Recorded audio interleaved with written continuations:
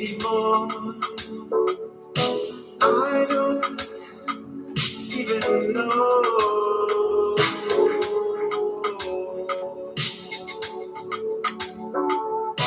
I don't even know why I try anymore. I don't even know.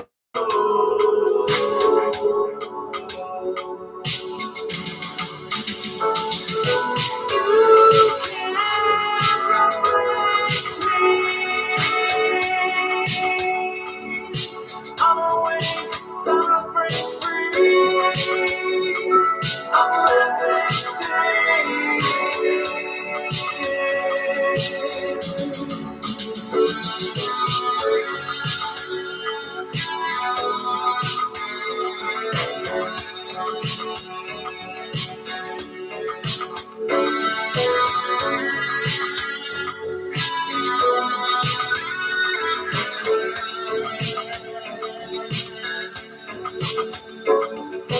I don't even know why I try anymore. I don't even know.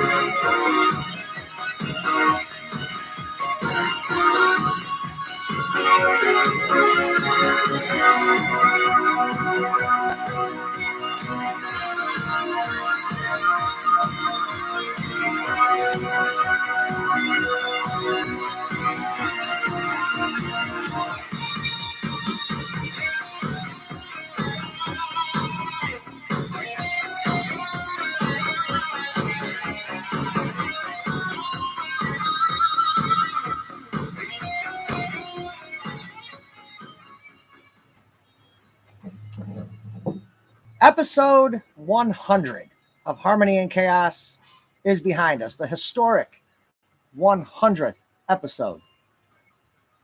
It was an episode that I said would change the series forever. And indeed it has. The episode was entitled Philia. And for those of you who've seen the episode, you found out Shadow had a sister. She's crazy. We love her. And this series, like I said, after episode 100, is changing forever. Not only do we come to find out that Philia is Shadow's sister, but we also come to find out that she looks a lot like Sonic in her somewhat shape-shifted 95% of what she looks like form.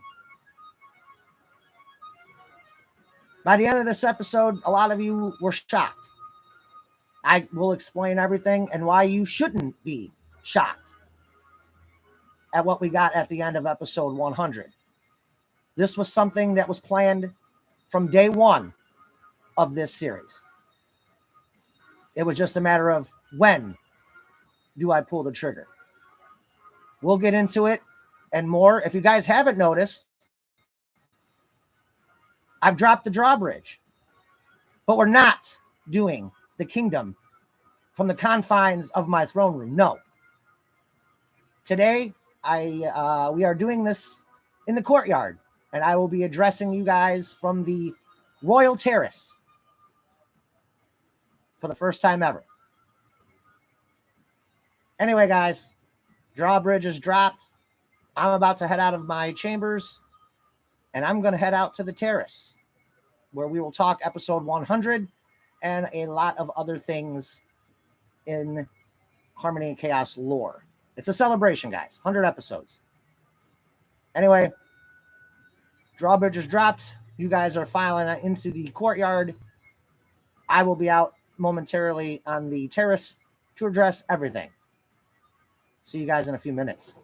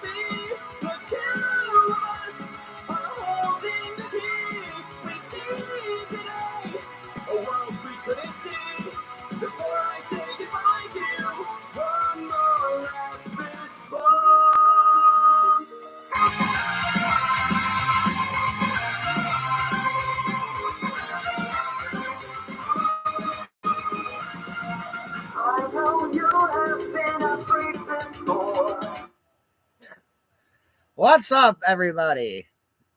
First time ever, we are doing the Kingdom from the Royal Terrace. It's a beautiful day. I wanted to do something different instead of just being in the doldrums of the throne room. So, uh, yeah, it's like 78 degrees. So I felt like doing this outside, and it's episode 100. Um, don't know how many more nice days we have left before we start getting snow and negative temperature. So, this was something I've been wanting to do for a while, and it's good to do it.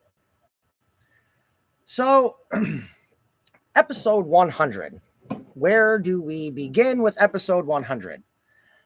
I always knew I wanted this episode to be something special, and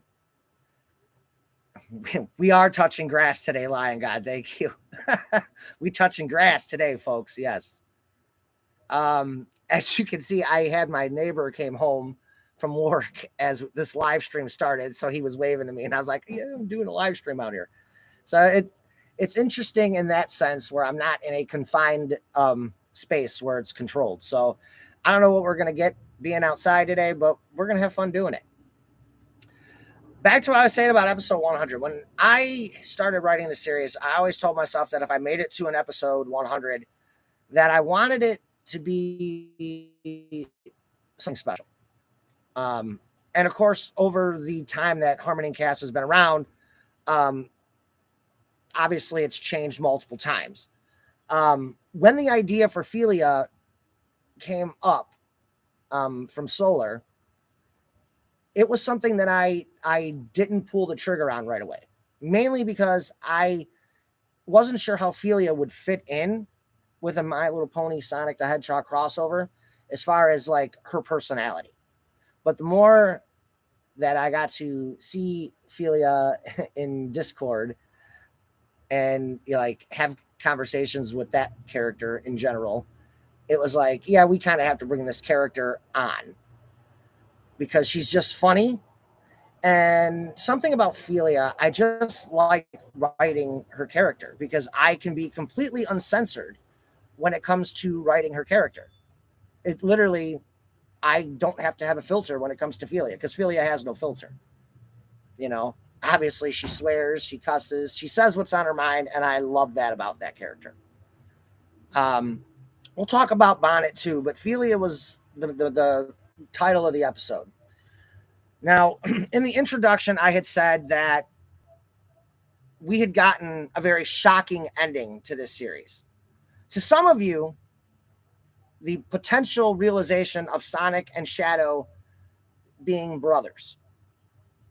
Some of you may be shocked by it. Others, if you've watched this series from the first episode on, you would see throughout the series, I have planted little seeds here and there of the potential of them being brothers. And it really, the first real big seed that I planted with these two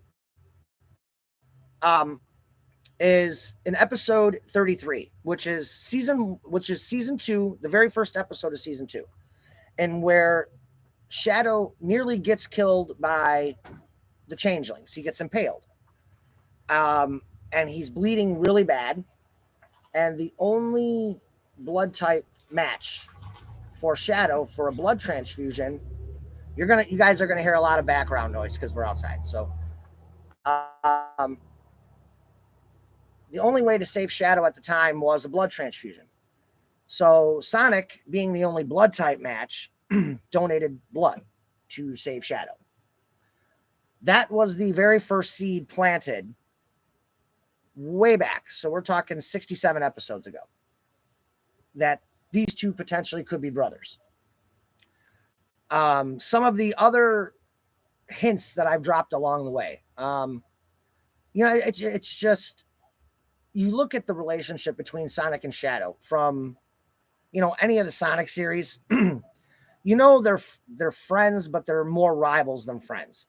Well, in Harmony and Chaos, as the episodes have gone on, Sonic and Shadow have kind of built a bond. And it started back in episode 4, where Sonic refuses to fight Shadow over the Chaos Emerald, and he gets he's one of the reasons why it's mainly Starlight who gets him to back down. But as the series progresses, we see the relationship between Sonic and Shadow evolve into more of a respectful acquaintanceship than friendship. And now it's almost as they're kind of already formulating brotherhood. Um, Nicole Kala says she was shocked. Lion God says it kind of made sense. Will Atkinson says, yeah, I remember that. Janesha, I was shocked myself, although I'm a bit confused about the dad thing. Does that mean Black Doom is not canon to the series? Black Doom is not canon. No. This is an alternate universe. I never understood the whole Black Doom thing myself. I know as far as like Sonic fandom, some people have this conspiracy that maybe Sonic and Shadow are brothers. I know it's been teased. Some people have talked about it.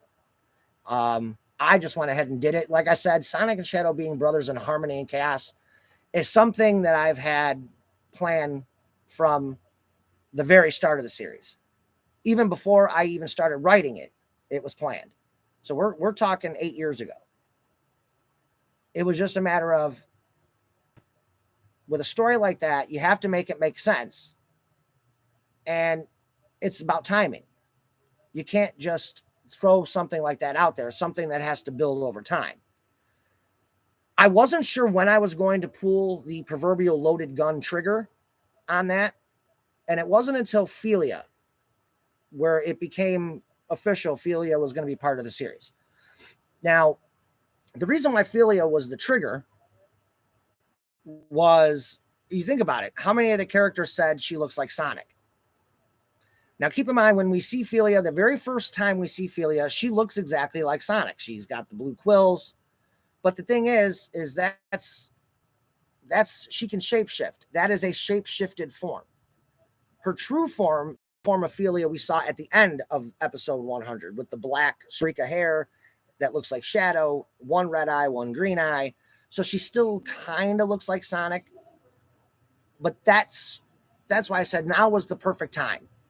And when we get to I'm not sure if I'm going to keep this as the mid-season finale or not because of timing, but the mid-season finale was going to really dive into what we were going to do with the storyline, or was what I was going to do with the storyline.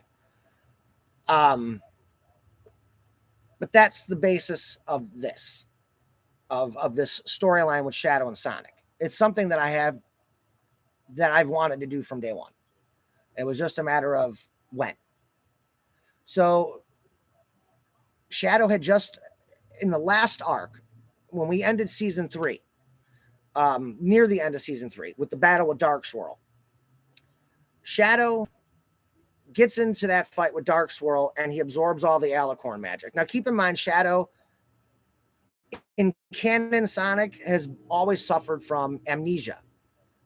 Because when he started working for Gunn and he was working for the United States government, they wiped his memory clean, or so they thought. So throughout Sonic, we slowly start to see Shadow kind of remember things throughout, like canon Sonic, whether that be in comics, whether that be in the video games, whatever the case may be, mainly the comics. Shadow has slowly always started to get his memory back. So when he absorbs the Alicorn magic, it triggers his childhood, and it triggers all of the memories of why the Alicorn magic feels familiar. So with that being said, Shadow is going to come to realize that he does possess Alicorn magic. And if you go back to episode 10 of the series, we find out that Sonic and Manic had cutie marks. They were part of a, if you remember what the story is for Sonic and Manic, they were part pony, because back like 30,000 years prior on Mobius, Sonic's ancestor Prince Tully wound up marrying an Alicorn. As we would come to know, that would be Princess Soletta. Soletta, being evil, started to develop an evil plot. She created the Phantom Ruby. She absorbed magic from unicorns. She got Dark Swirl's magic in there. And she created the Phantom Ruby to rival the powers of the Chaos Emeralds so she could take over Mobius for herself. So that's the basis of that. We've come to find out that Shadow and Philia, their Shadow remembering his childhood, has that conversation with Philia at the end of the episode where he says, if you think about it, we have the same stories that Sonic told about his father. We're agelessly immortal. Shadow's immortal, meaning he doesn't die of age. He doesn't age. Shadow's no longer going to age in the series. So Shadow being agelessly immortal and Philia being agelessly immortal, it kind of ties into the Alicorn thing. So, and then we all know Shadow has an insignia. Shadow has his own little mark. It's his cutie mark. So, I mean, everything makes sense if you think about it. And like I said, Harmony and Chaos is one of those, it's one of those series where you can't just start watching it from the new episode that I post. If you do that, you have to go back and watch the reboots that I'm currently doing, or go back and watch the original voice dubs. It's all the episodes are there. For a lot of people, they are confused if they are just jumping into this series right now, because there's a lot of everything I've done from the first episode on ties into what we're doing now. It all ties together. So if you're confused about where the storylines are going, if you watched it from the start, from the first episode, you would not be confused. Everything always ties in. And that's the one thing that I always found interesting, like with Sonya. Sonya was never meant to be part of the series. I always thought Sonya was going to have Sonya be dead. And then we get the Mark of Her storyline from Will Atkinson with his OCs. And I thought, what a perfect way to bring Sonya in. Her two brothers have cutie marks, Sonic and Manic. She could be the third Mark of Herc. And it turns out that Aeon, who has this crystal that can absorb powers, found out that Sonya what had the mark of the Triad of Power. And somehow Aeon knew about the history. So that's how I wrote Sonya into the series. So it's kind of funny how like all these OCs and how all these new characters kind of just fit perfectly into the story when it's told properly and it's made sense and stuff like that. So getting into this episode, I wanted episode 100 to be similar to My Little Pony's 100th episode, where we kind of had this comic relief, where it's not so much that you had all the background characters be the main cast of the episode, but I wanted there to be a lot of humor with this episode. And obviously, Philia coming in, why not center the episode around her, or at least 65, 70% of the episode be surrounded, be around our new character. And the episode wound up being really funny, mainly just because Philia is unfiltered. And I love that about the character, because I could literally write her however I want. As far as her language, what she says, she's unfiltered. And there's something about that character that's just funny. But we start the episode where we picked up from episode 99. Philia and Bonnet coming through the portal. And Sonya and Hunter are the first two characters there.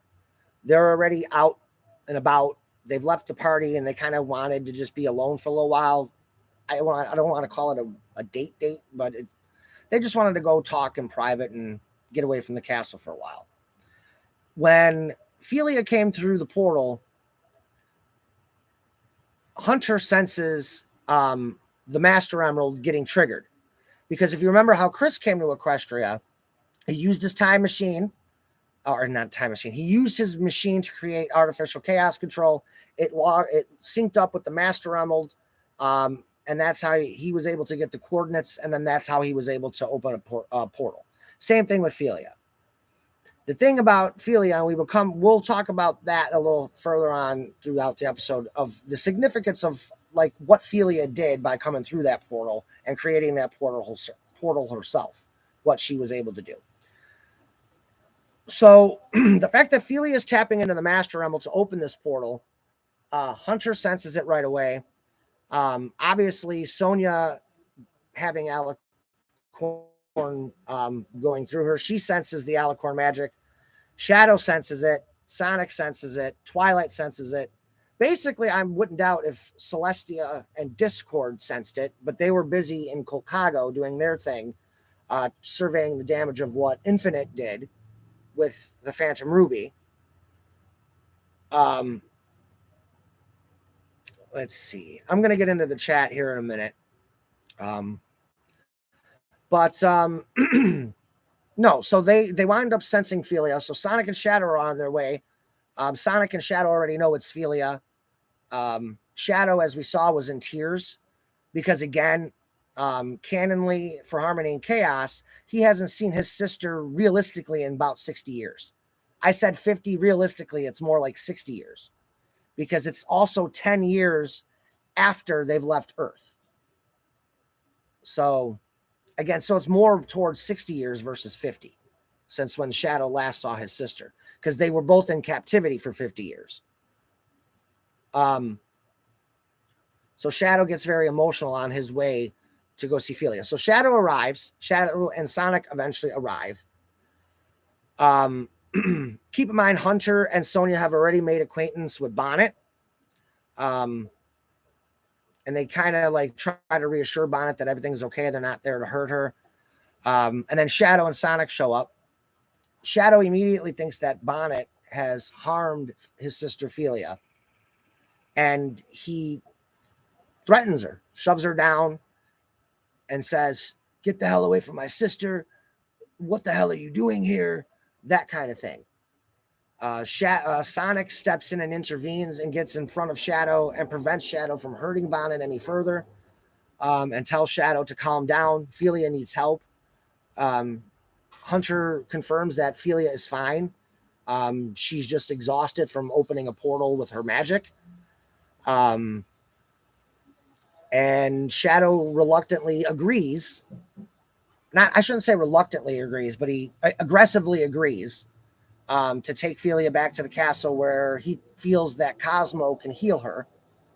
But Shadow, in leaving with, with leaving with Philia, he vows to Bonnet that they are far from done and that he expects a full explanation.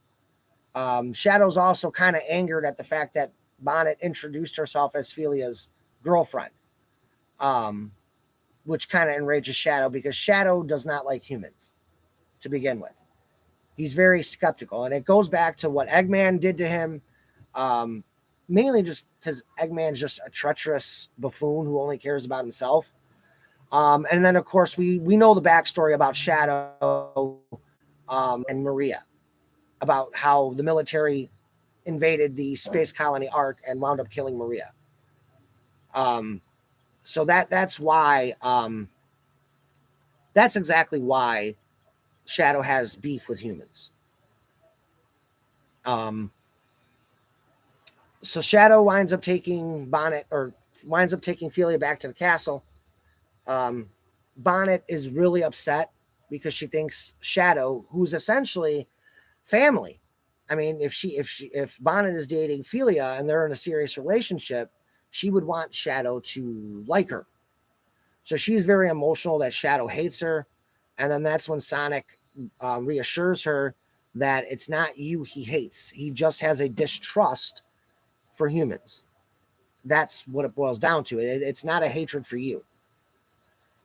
Sonic also kind of tells Bonnet, it's kind of funny. Philia chooses today of all days to show up in Equestria because this is our 1 year anniversary to being here. It's just really funny that she would show up on a day that we're celebrating our 1 year anniversary. So that's kind of a cool little thing there. if you think about it. Power off. Power off. Oh man, that's like Lion God's favorite thing when that happens. So they wind up. Sonic convinces Bonnet. Um, Shadow's taken Philia to the castle, that castle over there. I'll carry you. We'll get there a lot faster. Bonnet's like, okay. And Sonic's like, well, we'll get there in a couple of seconds. And Bonnet's kind of shocked. She's like, couple of seconds? It's like a mile away.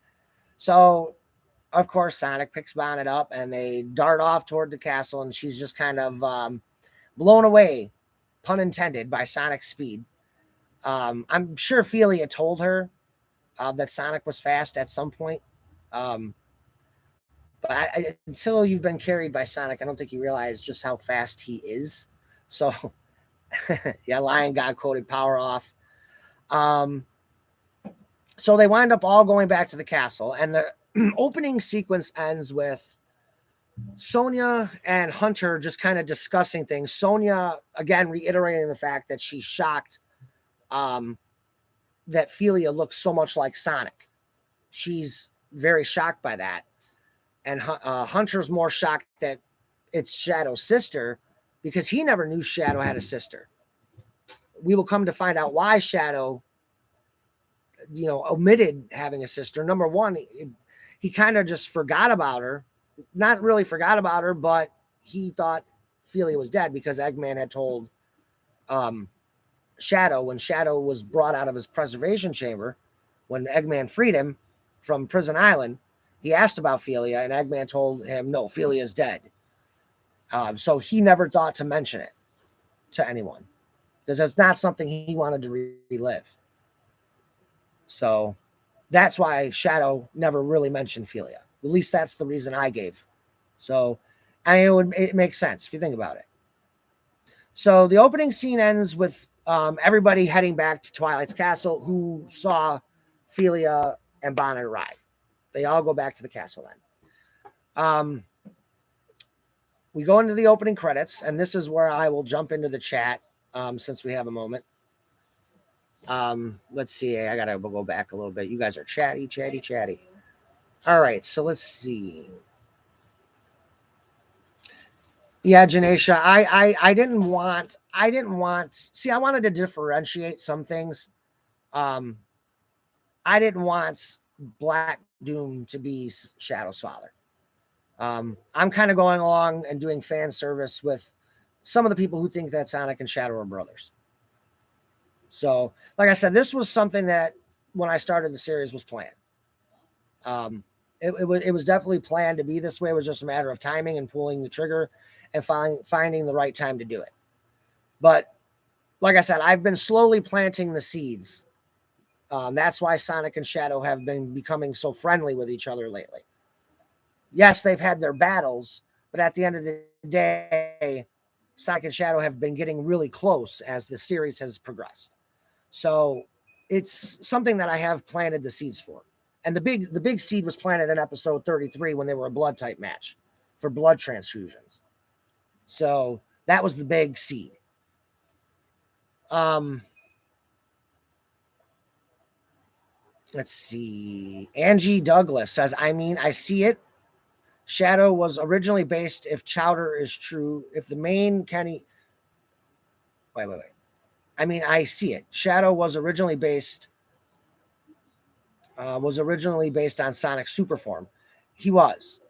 And if you think about it, though, like even in like canon Sonic, Amy and Sonic Adventure 2, Amy mistakes Shadow for Sonic. We see the government mistake Shadow and Sonic. It's like, how do you mistake Shadow and Sonic? So it already is kind of teased that, oh, he looks like Sonic. He doesn't look. I never understood like why characters feel like he looks like Sonic. He doesn't. It's like he's black and red. Sonic's blue. How that looks alike, I don't know. But moving along in the chat, Janesha Jones says, oh, well, you are more prepared and plan ahead than Ladybug and Cat Noir. Show and trust me that's saying something. Also, side note, love Philia. Sorry if I did not spell her name. No, you spelled Philia's name correctly.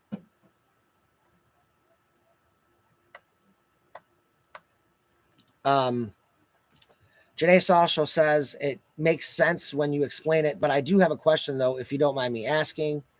Go ahead if you haven't asked it already. Go ahead, Janae, and ask. I'm sure you have. I'm just gonna keep going. Lion God says, "Are you going to keep the fact that Twilight is terrified of ladybugs?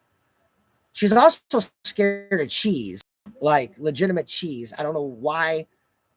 There's that whole quesadilla thing with Twilight where she's legitimately scared of cheese. I don't know why. I just find it to be funny. She is terrified of ladybugs for some reason. um, I gotta, I gotta ask you, Lion God, did you see the Toucan LM where he actually was going to do the crossover for Miraculous Ladybug and MLP, and he never finished it, and I always wanted to see it. But there is a Toucan LDM video out there where he does do a crossover of Miraculous Ladybug and MLP. Um, an MLP meets Miraculous. It was really good. I don't know why he never finished doing it or why he lost passion to do it, because what the 10 minutes we got was really funny. And I think that's when we find out Twilight is terrified of ladybugs, which is hilarious.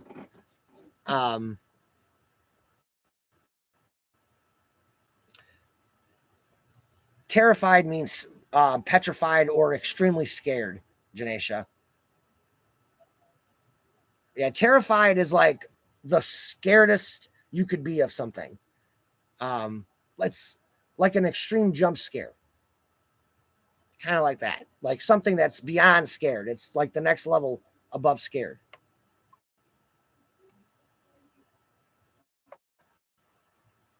Um,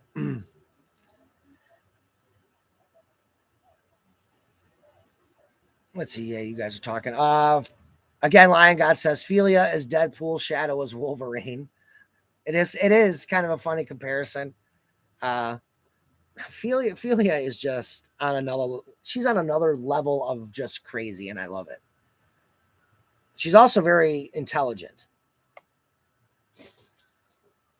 and like her alicorn magic is her being able to shapeshift. That's her big power. Um, Janesha says, "What kind of cutie marks do you imagine Shadow, Sonic, Manic, and Sonia would look like?" Well, for Shadow, I actually showed. If you go back to actually in this episode 100, at the very end of the episode, you see that little circular mark that's next to Shadow. That's his actual insignia from the game. Ambulance. So that's his actual insignia from the canon Sonic game. So I use that as his cutie mark. Sonic, I described his cutie mark as a crown with a shoe. So he's got like his running shoe, and it's like inside of a crown. Manic, his cutie mark would be drums. Um, and Sonia's cutie mark is the same as Nightshade's and Will Atkinson's cutie mark.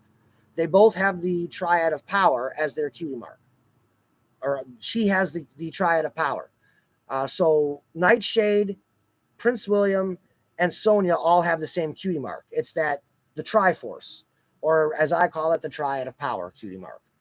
And when their three powers are combined, that's when you get the triad of power. So Sonia has the same cutie mark, again, as Nightshade and Prince William. 3 triangles, and each one is a mark of Herc, and they each form the triad of power. That was something that Will Atkinson and I came up with when we were discussing his OCs in the series and bringing his OCs in. So I hope that answered that question, Janesa.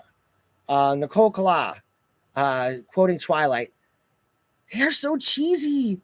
She put, "I love that episode." Um, Janesha says, "Oh, so that is what it means." Thanks, Michael. Angie Douglas, is Shadow still part Black Arms? No. I mean, there's a lot of things to cover. I'm not gonna cover all of Shadow's canon because I don't think all of it fits with the crossover per se. And a lot of the things I wanted to do is I wanted to do some original things with this character's it being an alternate universe, obviously. Um, the big thing that I took away too was the Metarex saga. Because I knew I wanted to do at least one battle with Dark Oak. I wanted him to live. And that's kind of like how the characters brought themselves to Equestria, is because instead of them just beating the Metarex and defeating Dark Oak, yes, they do wind up defeating them, but Mobius gets destroyed in the process. So the only way they can get, they use the Master Emerald to essentially travel to Equestria, if that makes sense, after Mobius was destroyed or during that last battle. So I tried. I don't necessarily want to use every aspect of canon in an alternate universe, just because I don't always agree with some of the things they do canonly.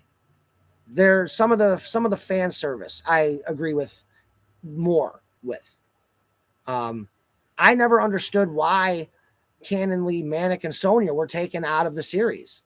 They introduced them as brothers and siblings. Why we are just supposed to forget about them as characters is not right either. So I I brought certain aspects from the canon to the alternate universe. I tried to keep the gist. I tried to keep the big points, but to fit the story of Harmony and Chaos, to fit the narrative, you have to change a little bit of the canon for it to fit the narrative of what we're doing with Harmony and Chaos.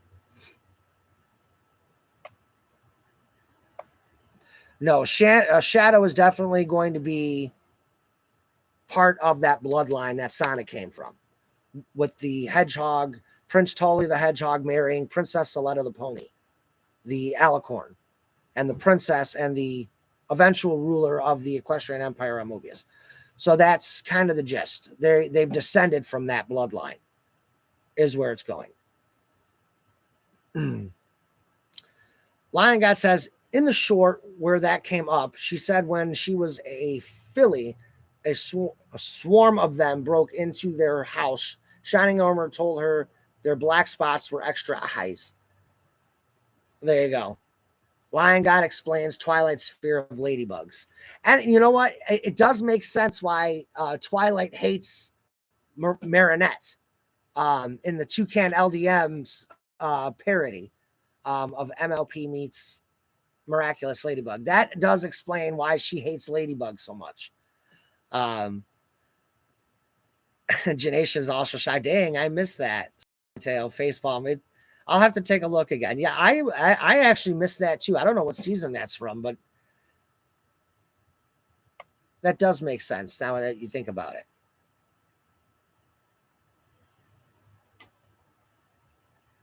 Yeah, I heard about that, Angie, about how Shadow, that's another theory that's out there, how Shadow is based off of Sonic's super form. I know Mephiles the Dark was actually the pure evil of Shadow that they pulled out of Shadow. He's like the pure evil of Shadow. So that's another theory about like Mephiles' backstory. If we do Mephiles in this series, I'm not sure yet. I'm 50-50 with Mephiles. I want to do him, but then again, I'm like, I have a lot planned. Yeah. Michael Collins asks, why did Felia want to drag Chris back to Earth kicking and screaming? As I kind of agree with Sonic, as that wasn't really fair to Chris.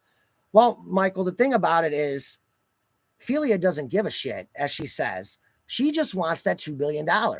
She's not going to get the $2 billion from Nelson if she doesn't bring Chris back to Earth. So even if Chris didn't want to go back, she was going to legitimately knock Chris out and bring him back one way or another. As she said, I don't really give a shit. You're going back to Earth. And again, it was Sonic who talked Felia out of it. Like, you just got here, Felia. And besides, the Chaos Emeralds are scattered across Equestria again because we abused their powers and they're out of power. So they scattered themselves across Equestria so they can regain their powers. So you're kind of stuck here for a while anyway. You may as well just enjoy life and enjoy the adventures we're gonna have. And Ophelia is kind of like, fine. I'll stay for a little while anyway. We'll see. Um, so that's kind of like why Ophelia is so kind of I don't give a shit attitude, because she's gonna get paid $2 billion by Chris's father. That's why she was gonna drag Chris kicking and screaming back to Earth. Um, Janaisha explained it. It's money. Ophelia wants the money. Thank you, Janaisha. Um, Will Atkinson Will Atkinson says that Sonic Underground I think was underrated, and I think that Sonya and Manic should have shown up in Sonic X. I agree. I never understood why they took canon siblings and just said they're not part of it anymore. Sonic doesn't have brothers. It's like, well, you can't just erase them from history because with the canon show we got 5 years ago, they introduced Manic and Sonya as Sonic siblings. Now, granted, Manic and Sonya have never been canon to any of the video games, but they were canon in comic books. So again, you could see how reality changes and how canon changes in series. All of a sudden, Manic and Sonya are no longer Sonic siblings. They're not canon. Well, look at Dragon Ball and the Dragon Ball series. GT is no longer canon. And we were given Super. So Super is canon, but GT is not. But yet, I still have the GT series. GT wasn't as bad as people make it out to be. I don't think GT was as bad as people made it out. I thought the first arc was where they're chasing around the black Dragon Balls.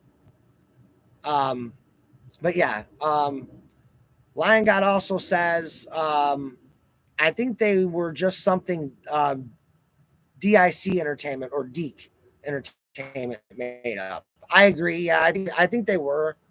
Um, I'm trying to think what else DEEK had. I think they had the Real Ghostbusters was another DEEK series. What else was a DEEK series? I don't think Ninja Turtles, the original Ninja Turtles, was DEEK either.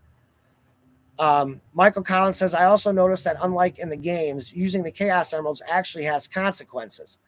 It does, and the reason we get that idea is from the Sonic X series, and I'm pretty sure in the comics, obviously when you use the Chaos Emeralds, Chaos energy has to be released in the form of Chaos itself, and that's where we get the Chaos monster in Sonic X.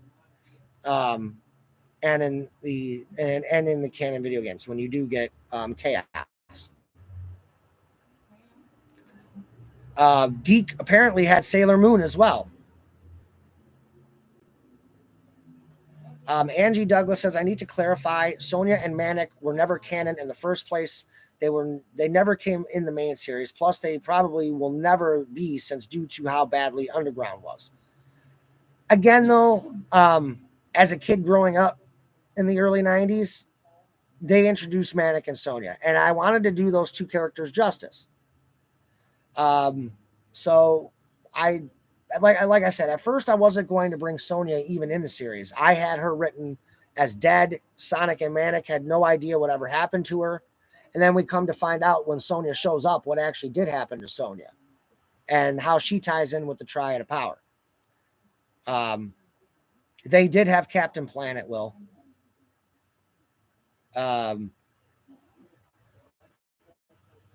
Janesha asks, in the trailer of Sonic 3, do you think they should have Shadow have a Chaos Emerald so he is not too OP? Again, maybe they didn't do that for a reason. If you remember the Sonic, Team Sonic has the Master Emerald, which kind of shocks me why they're not using it against Shadow. Maybe they will eventually. I don't know. Michael Collins, I'm curious as to why you're going to use Earth as a fall planet. I can't read that last part. I have to see. I wrote gibberish because I have to see what you wrote. I'm curious as to why you're going to use Earth as a fallback planet and not some fictional world, Mike. The story is not really taking place on Earth per se. Um, Again, in Sonic X, they went to Earth, and that's how they met Shadow. That's how the Sonic characters met Shadow, was at on Earth. Um, well, I missed that part. Janesha says that in the Sonic 2 movie, the Chaos Emeralds are sent to the sky, and they are all over the world. So why not make it connected? Let's see. I don't remember that. See, I always thought they had it when they're at the end scene where they're playing baseball. I thought they kind of kept it in the cooler. And then, because if you remember, Knuckles or Sonic go back for the cooler, and I thought that's where the Master Emerald was.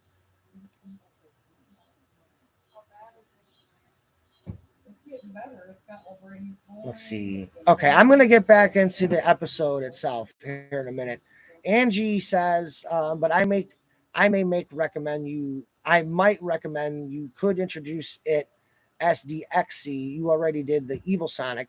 What if it could be Sonic from the '06 timeline in the Sonic at EXC possessed Sonic, dead body, and now is gone away, or something along those lines. I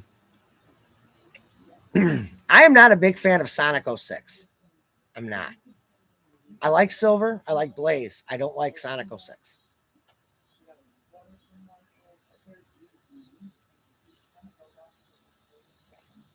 Anybody who has watched these live streams will tell you that Michael is a hater of Sonic '06.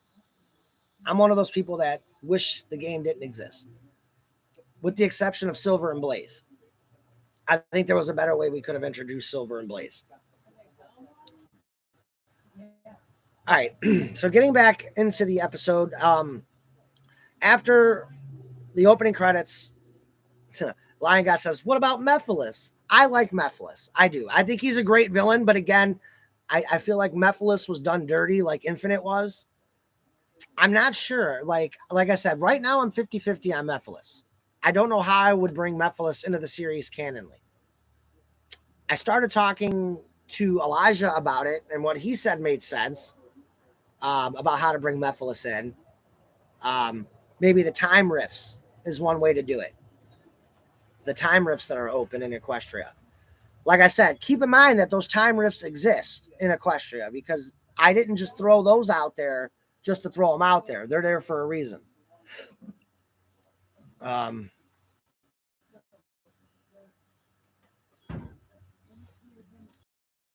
well, you can do like I did with Mephiles in my series. Yeah, I was I again I have to go back and watch those again, because I've it's been about 6 or 7 years since I saw your episodes on Mephiles. So I know you're working on those right now. So I am excited to go back and relive some of those episodes. Will. So after the opening credits, we go and we come back from the credits and we go to Twilight's Castle, where the party, the 1 year anniversary party for the Mobians, continues. Um, so we start off at Twilight's Castle. Shadow has arrived with Felia.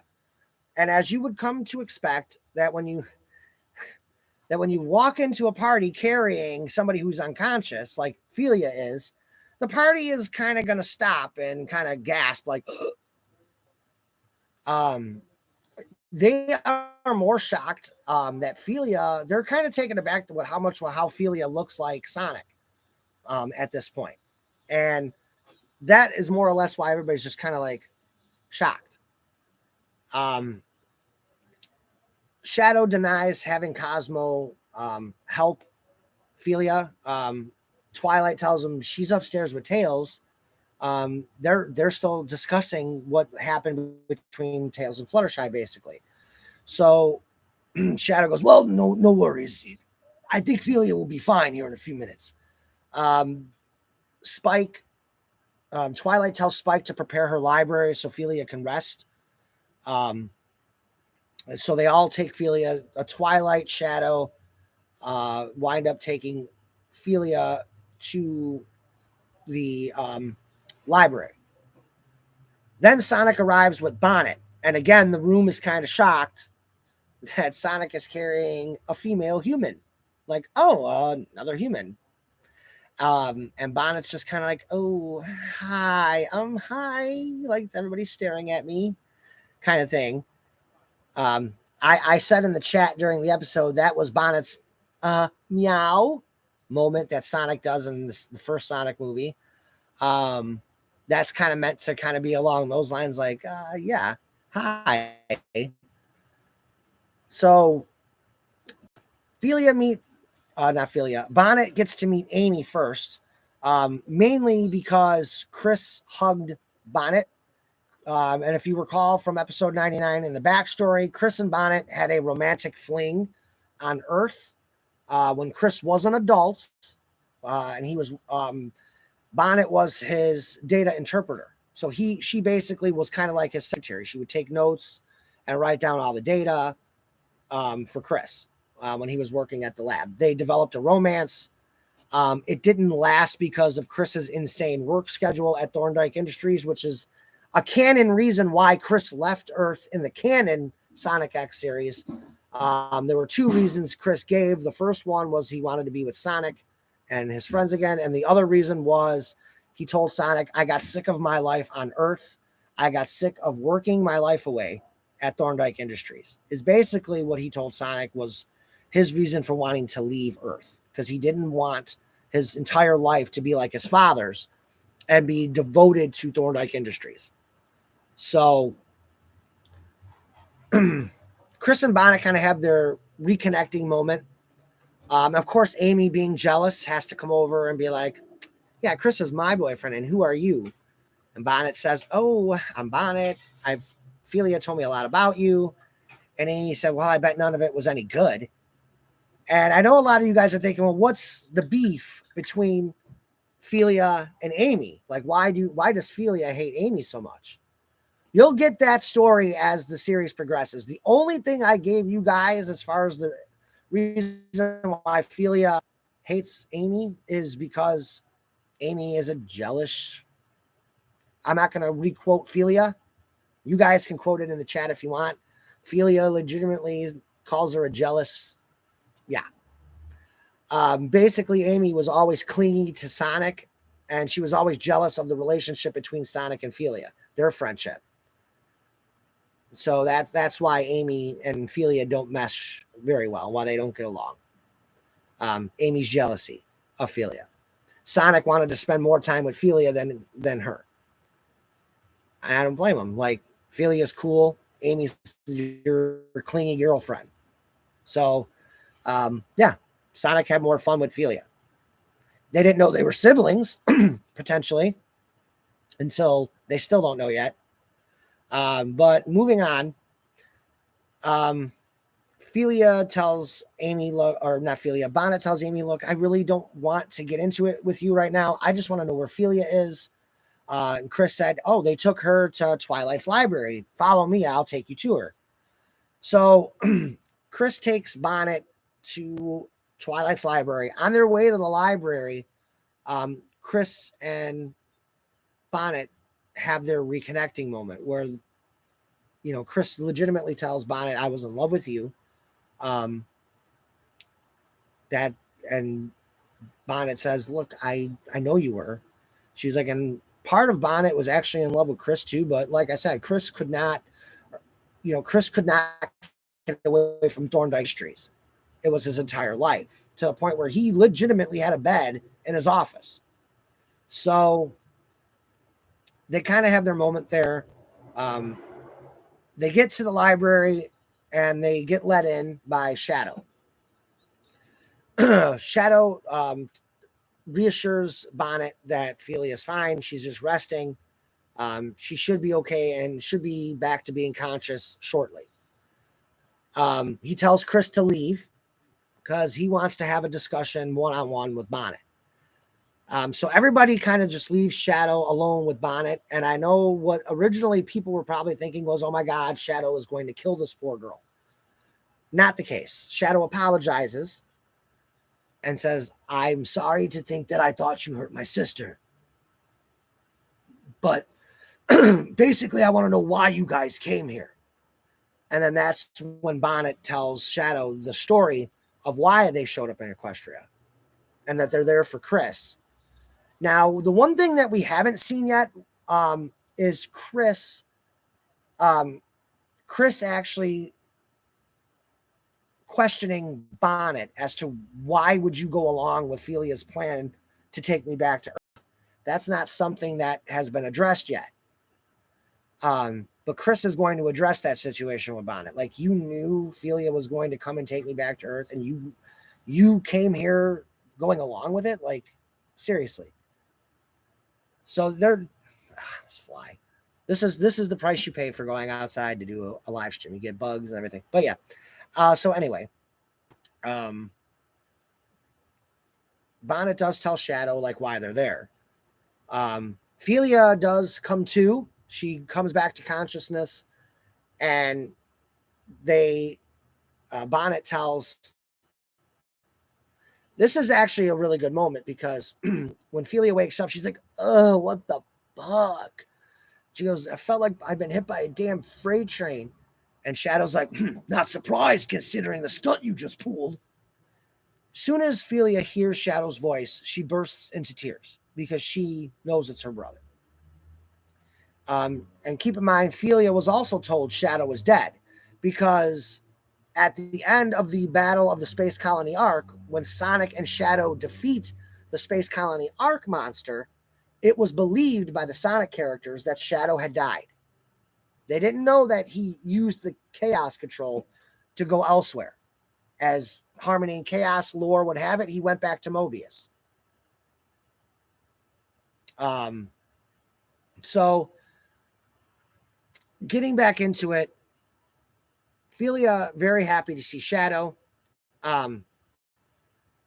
They start talking, making small talk, and eventually Sonic shows up because he kind of wants to check in on Felia.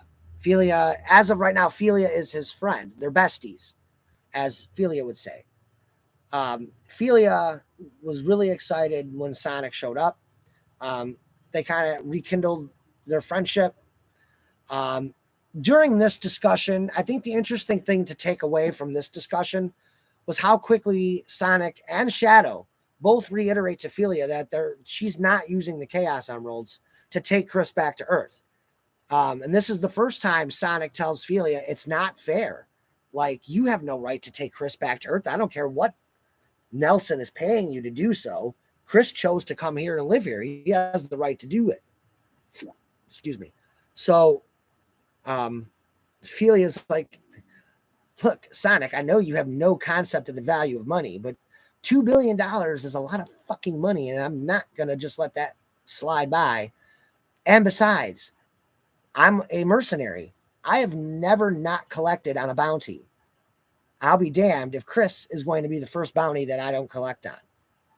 So, that being said, it's not until Knuckles gets involved and basically tells Felia, you're not using the Chaos Emeralds. No matter what you say, you're not using the Chaos Emeralds. Period.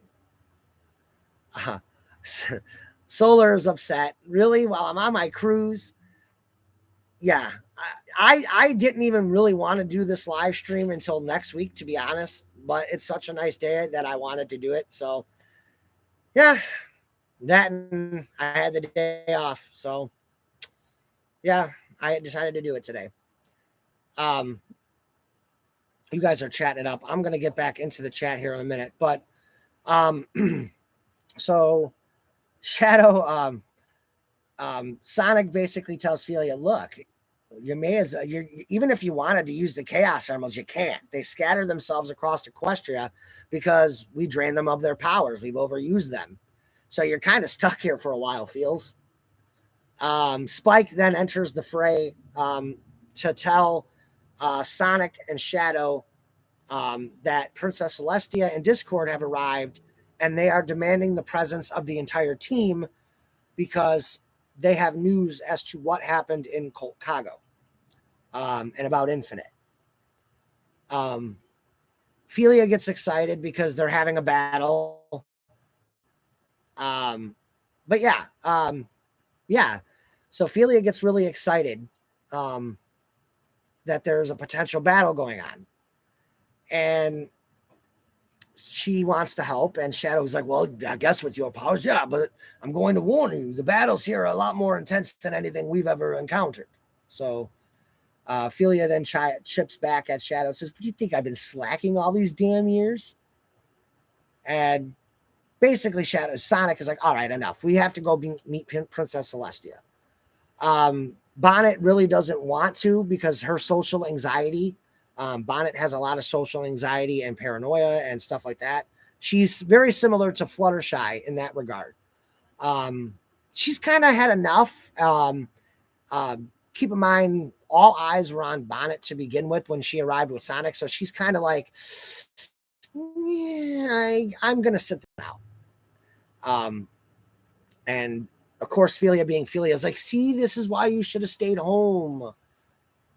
And stuff like that. So Bonnet's like, well, I guess you make a good point. I should probably meet everybody since it was my idea to come along. Damn right it was. Solar, it was Lion God who said that Felia is Deadpool and Shadow is Wolverine. Yeah, exactly.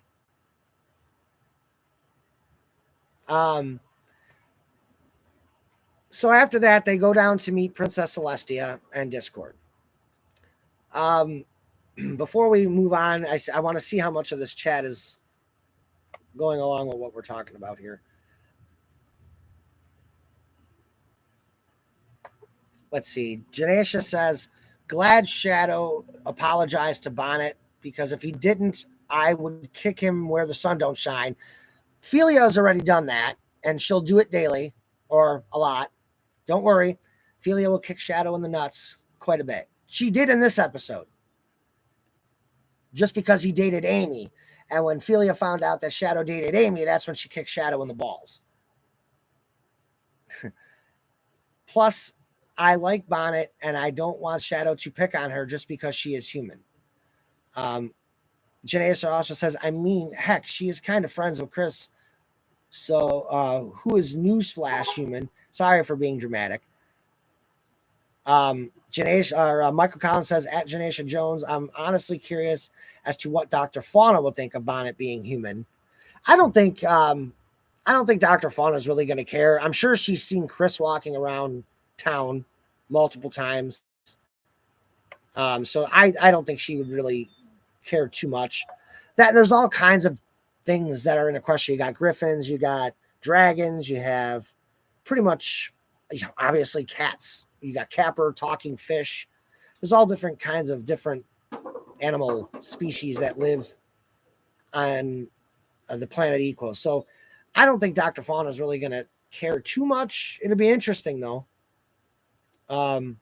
She'll be taken aback, I think, but I think overall she's not going to be weirded out. Let's see. Janesha Jones. Oh, that is a good question. Now I'm curious. Solaria is like, I'm on a cruise. It's not going to be pretty. Solaria is also back reading. Felia is an infamous fourth wall breaker. Bonnet's got some serious plans. She does. I can attest that Bonnet does have serious plans in the series.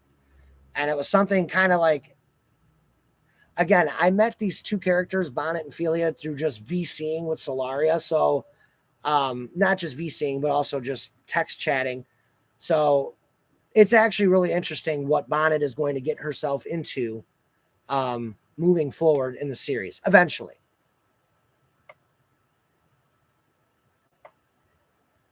I'm not going to spoil the plans. But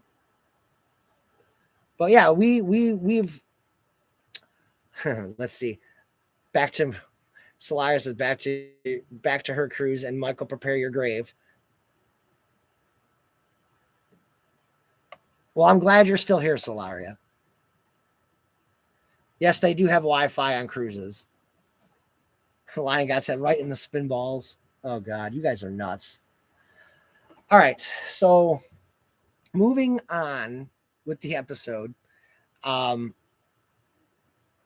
I'm not going to be doomed tonight because tonight is Monday Night Raw, and Monday Night Raw starts in an hour and 57 minutes.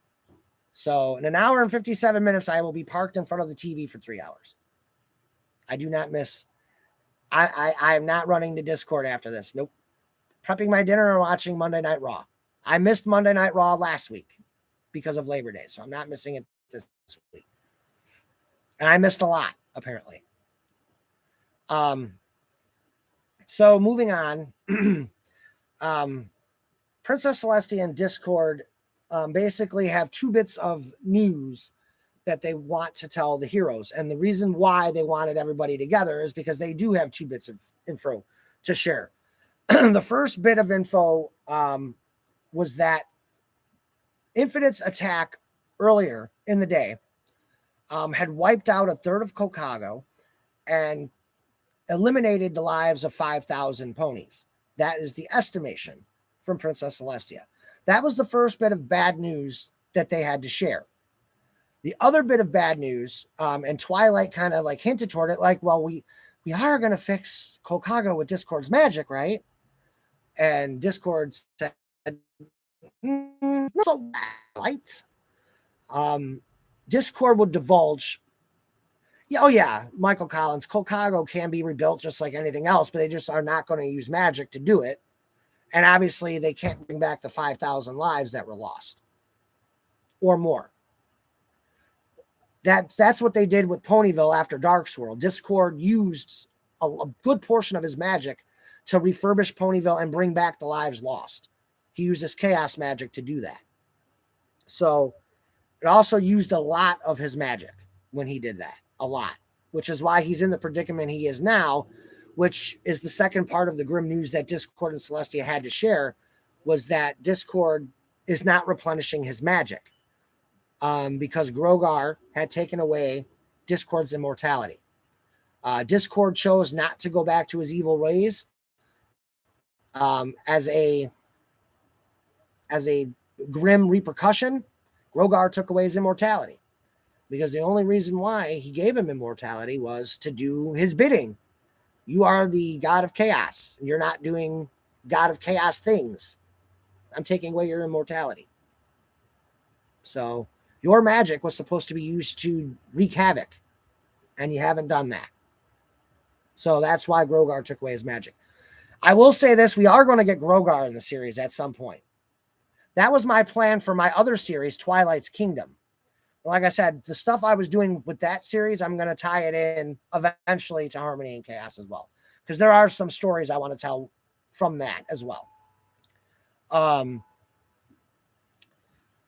But Discord tells them that he's dying, mainly because he's old. He's with not being immortal. His magic was the only thing preventing him from aging. And now that he's used up a good portion of it, obviously he doesn't have the amount of magic necessary to refurbish Chicago and to bring the lives of those ponies back. He doesn't even have enough magic to do that, which is kind of how this gets started. Yes, Lion God, I did say Grogar. Grogar is going to make a legit appearance in Harmony and Chaos. When? I don't know. Like I said, Harmony and Chaos, I will be lucky if I finish this series while I'm alive. Because the more this series goes on, the more ideas I get. So, you know, he's going to be into the series eventually.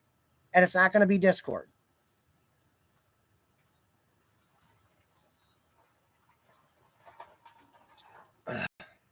So, Fluttershy, as we would expect, is very emotional over Discord's revelation of he's dying.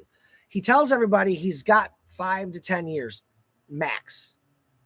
10 years if he's really lucky. Which, let's be honest, Harmony and Chaos is in its 4th season, and only 1 year has passed in real time on Equestria. So Discord's got some time left. He's not just going to randomly drop dead. You know, he's got some time. At least several seasons. But we understand why Fluttershy is emotional there. Um, Celestia is just kind of all business at this point. So Celestia is all business, and she announces that the Grand Galloping Gala is going to continue on as scheduled. And I know what a lot of you guys are thinking, like, why wouldn't she cancel it? Well, the reason why she doesn't want to cancel is for two reasons. Number one, she feels like Equestria kind of needs something to distract. We need some sort of distraction in lieu of all these attacks. The other part of it is she is fully expecting Infinite to attack, or Eggman, or whatever enemy they're facing right now. She expects a full-on attack, which is why she tells Twilight, make sure you guys bring the elements of harmony in the event of an attack. She's hoping for an attack. She's expecting one, to be exact. It's not until later on. It's not until later on in the episode when we start to figure out how Princess Celestia actually feels in this moment. She's kind of hiding her own feelings of how she's feeling about Discord right now. We'll get into that a little later on.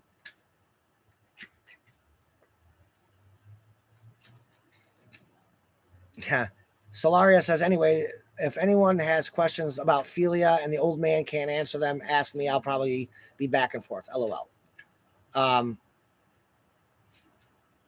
Michael Collins says, I've never been a fan of that sort of thing in fiction or reality. Defeat the enemy once and for all, then celebrate. Yeah, I see that. Let's see. Janesha Jones says, I got a question, Solaria. Does Philia like hot food or sweet food? Does she like big guns or small guns like Shadow? There you go. You got your answer there, Janesha. So continuing, continuing on. So Celestia basically says they're going to continue on with the Grand Galloping Gala as scheduled. She uses her magic to transport herself and Discord back to Canterlot, and then the party continues on as the 1 year anniversary continues on at Twilight's Castle. First thing that happens coming out of Celestia leaving, Chris immediately goes to Philia and confronts her and says, you're not taking me back to Earth. It's not fair, and I don't want to go back. We see Amy get involved, and she says, you're... we see Amy get in front of Chris and say, you're not taking him back, Philia. And she's like, hell, I'm not. You think your hammer scares me? He's going back to Earth. I'm getting paid $2 billion, so I really don't give a shit. You can go back with him. And then that's when Chris is like, my father is paying you? Meaning he knows I'm here? And Philia, just her and Chris just really get into it here. And it's not until Knuckles gets involved where he says, yeah, you're not using the Chaos Emeralds, period. You're not. He's like, we're going to reunite them with the Master Emerald, and once that happens, they're never being used. We're not using them. You're not, and you're certainly not using them for that, to take a joyride back to Earth. So you can collect $2 billion? No. Now, Will Atkins says, Amy versus Philia. And then Solar says, that's every day, Will. I don't know if we're actually going to do an all-out fight between Amy and Philia. I think we should one of these days.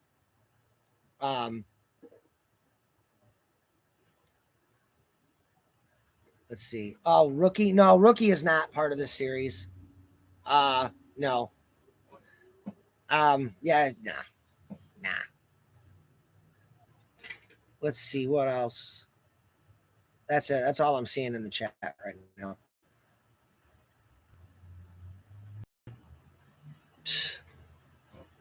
Anyway, so they have this argument between Chris and Philia. Knuckles interjects, and yet again we see Sonic come to the rescue yet again in this episode.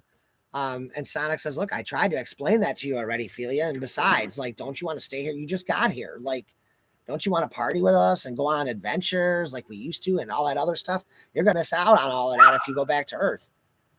And Felia's like, fine, Sonic, I'll stay. Um, and that's basically where we are. Um, Party continues on. Twilight wants to know some things about Bonnet. So she calls Bonnet over. Basically, Bonnet is just really shy. And then Fluttershy interjects. And then Fluttershy meets Bonnet and says, "Oh, you're a vet? I run a She goes, I have an animal sanctuary on my property, and it takes care of sick and injured animals. I work directly with the vet clinic in Ponyville." And then that's when Bonnet and Fluttershy kind of make small talk and kind of go off and do their own thing. Twilight tells Felia to help herself to her castle and whatever she wants to eat. There's catering and there's drinks, alcoholic and non-alcoholic drinks. So go help yourself. Um, so Felia goes to the food table, and that leaves Shadow and Twilight to talk. Twilight tells Shadow, "Your sister is very interesting." And Shadow's kind of like, "Yeah, interesting. More like a pain in the ass. And she's going to be the death of me." "That's right, Felia. You're a pain in my ass. Come at me, bro, or sis." So, yeah.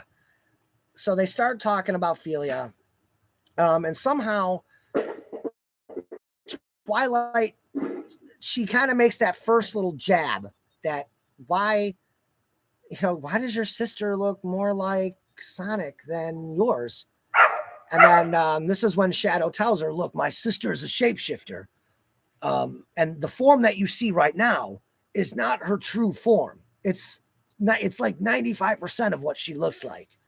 Yes, she looks exactly like Sonic right now, but when she's in her true form, her bangs are the same color as my quills, and then she has one red, one green eye.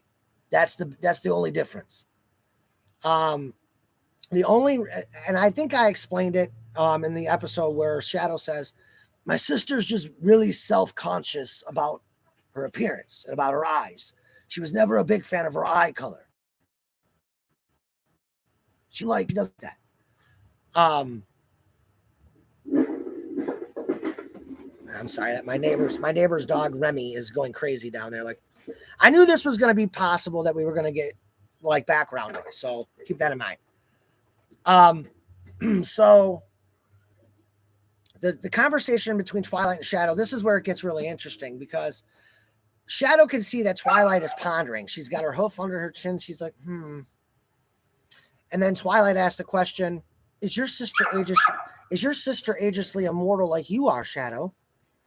And Shadow's like, "Yeah, what are you getting at, Twilight? Like, clearly you're pondering something." And she's kind of like, "Nothing. Just go ahead and enjoy the party, and don't worry about it. We'll talk about it another time. Just go meet up with your sister and have fun." Um, Twilight is already thinking Sonic. She's already thinking along the lines of what we got at the end of the episode, that Sonic and there's some correlation here. She's also remembering the fact that Sonic and Shadow are a blood type match, and that, Felia looks a lot like Sonic. So Twilight's already connecting all the dots already. And that's kind of a big thing to remember. Moving on, after that, we see Felia at the catering table where she meets Applejack for the first time. And Felia's looking at alcoholic choices because she gets excited that they have drinks in the question. Hell yeah, let's fucking go, alcohol, yeah. So Applejack sees she's looking at the drink selections, and Applejack kind of makes a suggestion like, "Ma, you kind of look like a whiskey girl, so why not try this one?" And she gives her her own version of caramel apple whiskey. And Felia's like, "That sounds really freaking good." So she tries it, likes it. Applejack also tells her, "Try my apple cider. It's not as strong, but it's smooth on a warm day like tonight." So they just ugh. deal with that later. So in any case, we get back into the story here. They just make small talk here. Eventually, Rainbow Dash and Sonic get involved. They kind of come by to say hi. And then that's when we get Rainbow Dash meeting Philia, which is kind of funny in its own right because Philia is like low key simping, and that's right. I did. That's right, Philia. You were low key simping on Rainbow Dash, low key. So they kind of make small talk here. They do shots together, and we wind up. They just kind of make small talk and party and have a good time here. And after that, I'm trying to remember where we go from here. Philia's kind of taken aback that Knuckles has made alcohol. She's kind of gets alcohol out of that. Like, oh wait, like the righteous Knuckles, like the almighty righteous Knuckles is making apple cider, alcoholic apple cider. What? So it's just made to be a really funny scene. And during this scene, this is where Philia asks Sonic to take a drink, and Sonic's like, I don't, you know, I don't do that stuff, Philia. And Rainbow Dash is like, yeah, my Hedgie never drinks. And Philia's like, wait, you're Hedgie? Like, are you guys a couple? And that's when Sonic says, we're not just a couple. We're the only married couple in this room. And that's when Philia's like, oh, really? You married? No way. She goes, well, at least it's not Amy. And then that's when Sonic goes, nah, Amy and I didn't last. It's kind of hard when she cheated on me with Shadow. And that's when Philia gets really pissed off. And she's like, what? You mean my brother dated that repulsive bitch? So, so this is where it gets really good. So Philia storms over to where Shadow is just hanging out, talking, whatever. And she winds up kicking Shadow in the balls. As Janesha so put it in the chat a few minutes ago. First time of many times we're going to see Shadow get kicked in the balls by Philia, I'm sure. So Shadow goes down, and then Philia just like kind of dropped the mic. Okay, I kicked you in the balls. I'm going to go back to partying. And she goes back over to Rainbow Dash. Rainbow Dash and Sonic, that is. Rarity is kind of shocked, and she's kind of shocked that Philia would kick Shadow. We kind of have a funny moment with Cream saying balls, which is funny. I thought it was funny.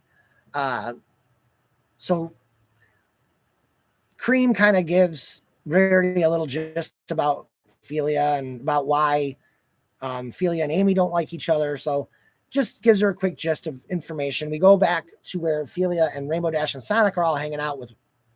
And again, Rarity even makes reference. Rainbow Dash is so dense, she doesn't even realize Philia's flirting with her. And, you know, again, Philia's just kind of messing around with Rainbow Dash, kind of like playfully flirting with her. We all know canonly Rainbow Dash is with Applejack at the end of MLP, so I kind of gave it a little bit of fan service, a callback.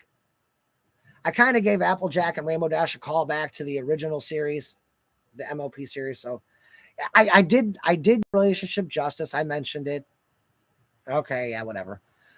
Yeah, Solaria's like, yeah, lesbians. Yeah, nice. It was implied, not confirmed, Michael. I get it, but I confirm it. In my own lore, I confirm it. It is implied, not confirmed, but I think it is confirmed. I think we all think Applejack. I think there was something going on with Applejack and Rah-Rah prior. Solaris says Philia and Bonnet being the lesbians in HD. Hey, hell yeah. There will be more. There's another couple coming. Perhaps. I'm still toying with whether or not I want to do it. Anyway, moving right along. let's see, what else do I need to talk about with that party? After that, um, basically that was the end of the party. It was just a lot of just fun scenes and stuff happening, and pretty much the characters getting to know Ophelia and Bonnet is what the I guess it wound up being like over 30 minutes where you kind of see Ophelia mingling with everybody. That was kind of the whole point. Um, I'm Solaria says, I guess I'm stream crashing even on vacation. Ugh. I am glad you're here. I mean, you didn't have to be, but I'm glad you are. Like I said, I wanted to just do this today. I'm getting texts and everything else, so now I'm trying to rush through this crap because I got stuff to take care of now. Ophelia says, "Die, Michael, die." Anyway, we continue on. Um, that's really all I wanted to talk about with the party. It was mainly just the main characters getting to kind of see Philia and Bonnet and getting to know them one on one, just kind of to get to know them more. After that, we go to where Infinite and Chrysalis are, which happens to be at Chrysalis's where her ruins were. So Infinite has used the Phantom Ruby to recreate Chrysalis's original changeling hive from the ruins of what was the original hive. What Infinite did not realize was that because the Phantom Ruby is made up of alicorn and pony magic, unicorn magic, that magic was not going to work once that hive was restored. Infinite did not know that. But when he does restore the hive, we see Chrysalis ask, "So, when are you going to recreate the rest of my? When are you going to recreate my army?" And Infinite says, "When you earn my trust. When you earn my trust, and I feel like we're on the same page, I'll bring back your army." Um, this is when things get interesting between Chrysalis and Infinite. She tells Infinite, "I couldn't help but notice that gemstone you're wearing on your chest plate is made up of pony magic. I hate to tell you, but you're at my mercy right now because your pony magic is not going to work in my hive." As you guys in the canon MLP, when Discord, Starlight, Trixie, and Thorax all rescue the main six and the princesses from Chrysalis's hive, we would come to find out that no magic other than changeling magic works in Chrysalis, in the area of Chrysalis's hive. So that was a callback to season 6 when they actually in MLP go to rescue the main six when Starlight and her team. Um, so Infinite's just kind of like, yeah, whatever, basically about this. He's like, yeah, that's bull. So when Infinite goes to um, power up, actually at Bo Koon, we see Bo Koon kind of get offended that Chrysalis is turning on Infinite right now. So he goes to attack Chrysalis. She immediately seals him up in a cocoon and literally throws him to General Eberron and says, "You can feed on him, General Eberron." Um, that's when we see Infinite trying to power the Phantom Ruby, and he cannot because it is powered by pony magic. So um, Infinite not being able to power this thing up, Chrysalis says, "Your 5 seconds are up." She immediately goes after Infinite and impales him. That's kind of like the Chrysalis death. Like we saw her impale Shadow. We've seen her she impaled Thorax and kind of like blew him to pieces in season 1. When Chrysalis killed Thorax in season 1, she impales him and then shoots the energy blast through him, and he explodes into pieces all over his own throne room. So that's interesting. Um, and then we see Chrysalis impale Shadow. We've seen her impale Thorax, and now Infinite. Um, so Infinite, she tells Infinite, I forgot what she says in this context, but regardless, she lets him go and then heals him. This is where Infinite is kind of like, why would you heal me when you just tried to kill me? And she says, you have something I still want. She goes, you're going to play by my rules now. You saved me from my statue, and now I've healed you and saved your life. So now you're going to play the game by my rules. So she says, she's like, step outside. So they go outside, and Infinite's kind of like, why would we come outside for a breath of fresh air? What good is this going to do? And she says, you see the cliff over there? She's like, my magic ends at that cliff. Now, if you go back to the original MLP series, if you remember, Discord's magic works on the cliff. But the second they walk past the cliff, that's when Discord's magic no longer works in canon MLP. So that's why I said that's the reference to Chrysalis saying, my magic ends at the base of at the start of that cliff up there. So you're going to go up.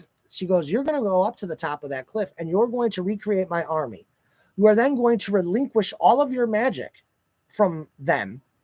And once I get my complete army back and they're allowed into my hive, I'll give you your little friend Bokun back. So that was the deal. So now Infinite, immediately being, kind of street smart that he is, Infinite, pretty street smart. So now Infinite is already thinking of ways to get her one way or another. So now keep in mind, Infinite is just a normal Mobian. He doesn't have special powers. His special powers come from the Phantom Ruby. And the fact that the Phantom Ruby cannot work inside of Chrysalis's hive or around the area, he has to go up to the cliff outside of the confines of her magic to get his magic to work. So he's already thinking in his head, all right, well, I can't really fly up there. Can you take me up there so I can make your army and get Bokun back? So General Eberron kind of already senses something's a little off here. But Chrysalis agrees to take him up there. She gets to a certain distance, and as they're flying up, we actually hear General Eberron say, I don't like this, my queen. He's up to something. And she goes, well, what other choice do I have? He has to give me my army and recreate my army. The only way we can get it is if he magically recreates it. So they get up to the edge of the cliff, or near it, and Chrysalis says, this is close enough. You could surely jump from here. And in reality, Infinite's like, no, I really can't. And he's not lying. It's like, yeah, you kind of have to get a little closer. Just a little closer. So she's kind of like, ugh. And then he tells Chrysalis, no, I really am that weak without my magic, without the Phantom Ruby. So Chrysalis agrees to fly a little closer, and she goes, surely this is close enough. We're not getting any closer. And Infinite says, this'll do fine. So Infinite, as he's jumping off of Chrysalis's back, is able to grab her by she's got indentations and holes in her horn.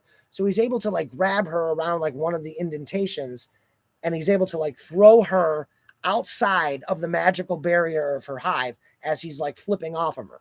So picture Infinite kind of doing a flip, grabbing Chrysalis by her horn, and then throwing her outside of the protective barrier of her hive. So then we see he gets his magic back, and he holds an energy blast out and tells Chrysalis, you either listen to what I have to say or you're going to die. She agrees. They have another discussion here, and Chrysalis basically says, look, you and I will never trust you.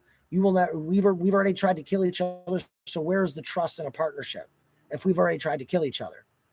And Infinite says, it was never my intention to kill you. And he gets frustrated and just flies off.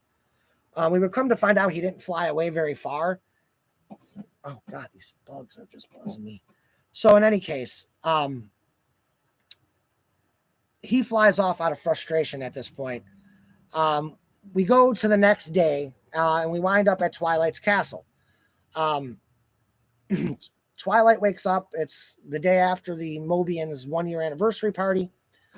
She wakes up, makes a cup of coffee, gets her newspaper, and just wants to chill for the morning.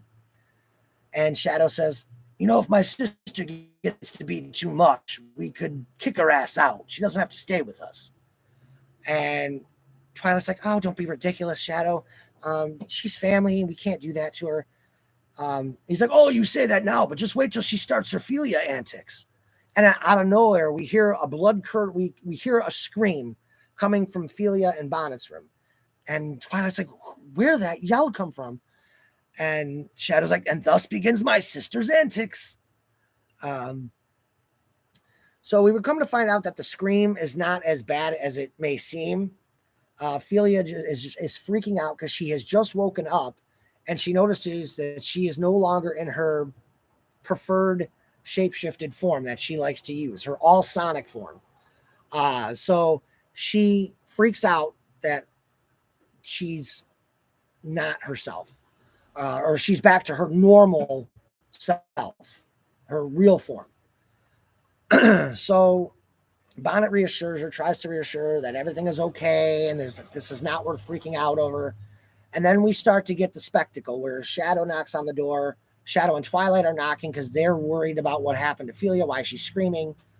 And we see Ophelia, don't you dare open that door, Sweet Bee, as she's telling Bonnet not to open the door. Of course, Bonnet opens the door because she's kind of like, there's nothing really to worry about. It's Shadow. Like, I'm sure Shadow has seen you before in this form. It's not a big deal. Ophelia would reveal in this moment to Shadow. It's the reason why she's upset over this is because she can't hold a shapeshifted form now. She is dreadfully low on power. And that is what is upsetting Ophelia more than anything at the moment, is the fact that she's lost her powers and she feels very weak. That's why she's really upset here. Basically what happens with this scene, they just make small talk here. Shadow agrees to make breakfast. Ophelia threatens to hang Tails by a ceiling fan.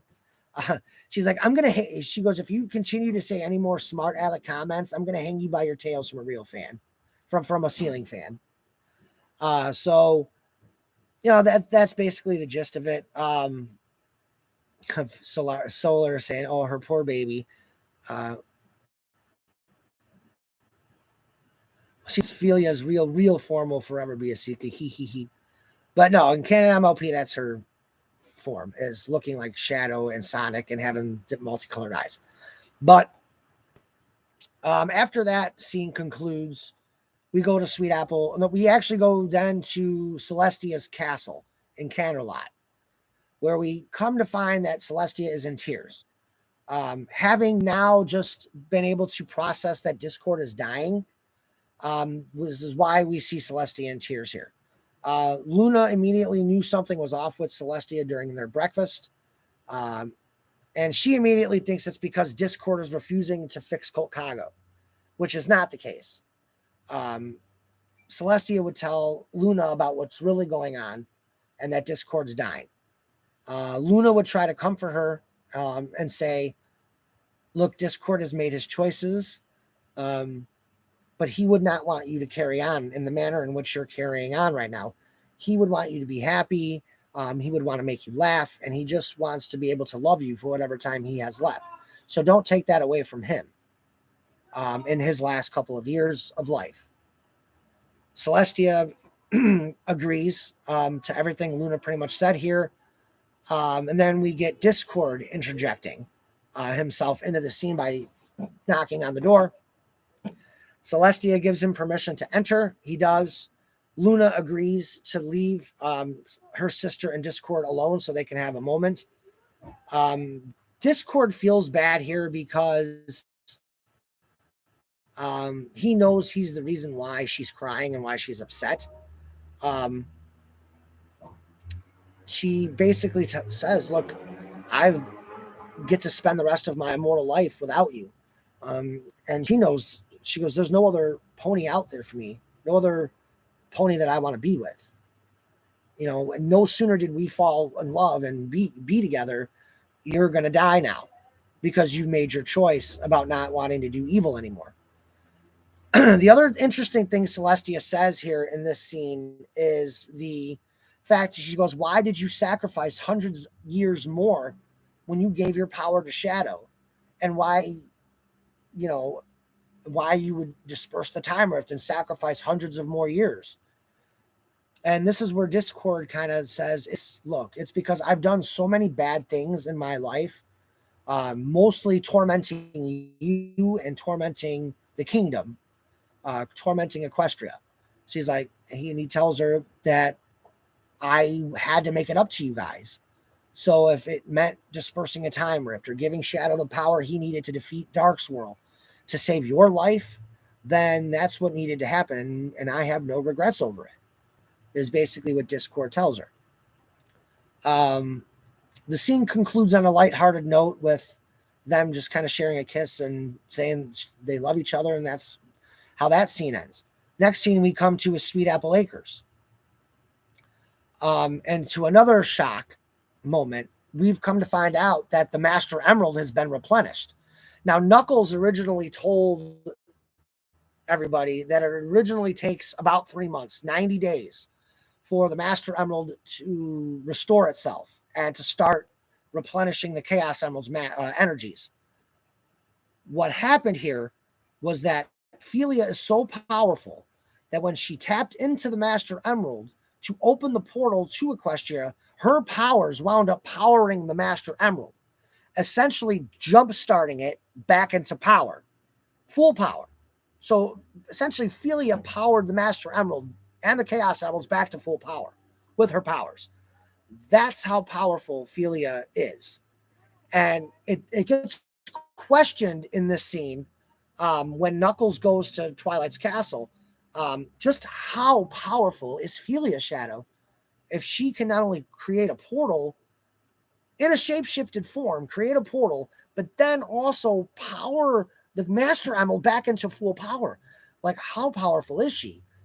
And Shadow says, look, at one point, I'm not going to lie, my sister was more powerful than I was.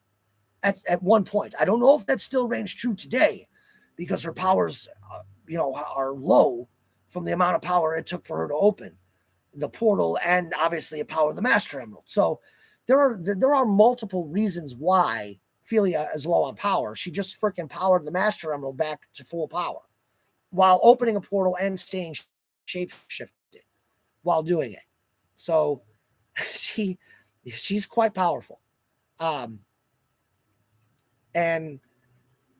in this scene, basically, they come to find out from Knuckles, basically, that just the Master Emerald has been replenished and that it was Philia's power that possibly did it. And they agree that it was Philia's power. Knuckles also at the end of the scene, Knuckles asks Tails, Fox, have you refurbished the Chaos Emerald radar? And Tails says, no, I am having an issue because there's so much magic in the air in Equestria that the radar is having issues calibrating. The amount of magic in Equestria's atmosphere is so great that it's interfering with the signals of the Chaos Emeralds. And Tails kind of basically has to refurbish and find a way around the pony magic that's interfering with the radar. That's really the only thing he has left to repair on the radar. So moving on from that scene, we go back to near Chrysalis's hive. We come to find out that Infinite didn't really stray very far from her hive, and Chrysalis finds her. The thing about Chrysalis in this scene is that Chrysalis wants to trust Infinite, and she feels like she cannot trust anyone. Because in canon Harmony and Chaos story, what happens is My Little Pony never really gave Chrysalis a backstory as to why she turned into this demonic entity that she's turned into. They never really gave a backstory. Now, if you go back to Harmony and Chaos, I don't remember if it was the second or third episode of season 2, where I made up a backstory for Chrysalis that makes sense. And in this backstory, she's feuding with, Celestia and Luna were going through their feud, sisterly feud. She was turning into Nightmare Moon, and Celestia was trying to prevent it. So while the two sisters were fighting, Chrysalis basically was left to defend the Crystal Empire on her own from Sombra. Um, in this episode, in that moment, Sombra wound up overtaking the Crystal Empire and killed Chrysalis's husband. So that's why Chrysalis turns evil, because Grogar makes a deal with her and says, I will give you immortality in exchange. You're going to devour love from Equestria. So Chrysalis agrees to this, and becomes the evil Chrysalis that you see. Um, she tells Infinite this story, basically why she doesn't trust anyone. This is why she works alone and doesn't trust about it. Why she doesn't trust anyone. She's hoping that Infinite opens up to her, but he doesn't. He gives her a little bit of a BS, not a BS story, but he gives her the gist of his, about his squad and about how they were eliminated and everything else. He doesn't necessarily tell her about how they were eliminated, nor does he tell her about how he came into possession of the Phantom Ruby, which is really what she wants to know. At the end of the story, she earns Infinite's trust by injecting her magic into the Phantom Ruby.